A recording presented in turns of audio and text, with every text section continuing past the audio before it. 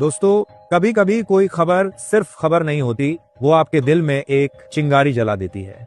आज की कहानी भी कुछ ऐसी ही है। ये कहानी भारत की उस सोच की है जो किसी सीमा, किसी नियम, किसी परंपरा से बंधी नहीं रहती। दुनिया कहती रही कि यह नामुमकिन है और भारत ने उसी असंभव रास्ते पर अपने सपनों की पटरी बिछा दी। कल्पना कीजिए, दिल्ली की व्यस्त सुबह, सराय रोहिल्ला स्टेशन पर लोग रोज की तरह अपने काम पर जा रहे हैं, लेकिन आज कोई फ्लाइट पकड़ने एयरपोर्ट नहीं जा रहा, क्योंकि अब दिल्ली से दुबई जाने के लिए हवाई जहाज नहीं, बल्कि वंदे भारत ट्रेन है। जी हाँ, भारत ने समुद्र के नीचे वो सुरंग बना दी है जो कभी सिर्फ साइंस फिक्शन फिल्मों में दिखती थी।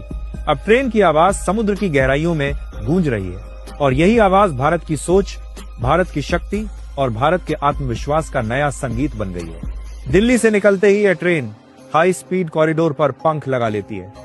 कच्छ की धरती तक पहुंचते पहुंचते यह रफ्तार सिर्फ स्पीड नहीं, भारत के सपनों की उड़ान बन जाती है। और फिर शुरू होता है वो हिस्सा जिसे दुनिया आज 8वां अजूबा कह रही है। अरब सागर के नीचे 110 किलोमीटर लंबी टनल, ऐसा काम जहां एक छोटी सी गलती भी जानलेवा हो सकती थी, लेकिन भारत पीछे नहीं हटा। इंजीनियरों ने दिन रात, तूफान, बारिश, दबाव और गहराई सबसे लड़कर यह टनल बनाई। ये सिर्फ तकनीक नहीं, ये भारत की हिम्मत का वह अध्याय है जिसने दुनिया को चुप करा दिया। इस टनल के अंदर बैठकर लगता है मानो फ्लाइट में बैठे हों। प्रेशर, तापमान, हवा सब ऑटोमेटिक सिस्टम नियंत्रित करता है। खिड़कियों में लगी एआर स्क्रीन समुद्र के नीचे की दुनिया को लाइव दिखाती है। मछलियां, नीली रोशनी, व्हेल, और आप महसूस करते हैं कि भारत ने विज्ञान को अनुभव में बदल दिया है। जैसे ही ट्रेन ओमान की धरती को छूती है, दृश्य बदल जाता है। समुद्र की ठंडक रेत की गर्मी में बदलती है और हर यात्री की आंखों में एक ही चमक भारत ने फिर कर दिखाया। यह नई वंदे भारत सिर्फ तेज नहीं, समझदार भी है। इसका हाइड्रोजन फ्यूल इंजन 620 किमी घंटा की रफ्तार से दौड़ता है, लेकिन एक बूंद प्रदूषण नहीं छोड़ता। हर सीट स्मार्ट है। एआई आपकी भाषा समझता है, आपकी जरूरत पहचानता है। अगर आप थके हैं, सीट वाइब्रेशन मसाज देती है। अगर आप खुश हैं, खिड़कियों की लाइट रंग बदलकर माहौल को उत्सव बना देती है।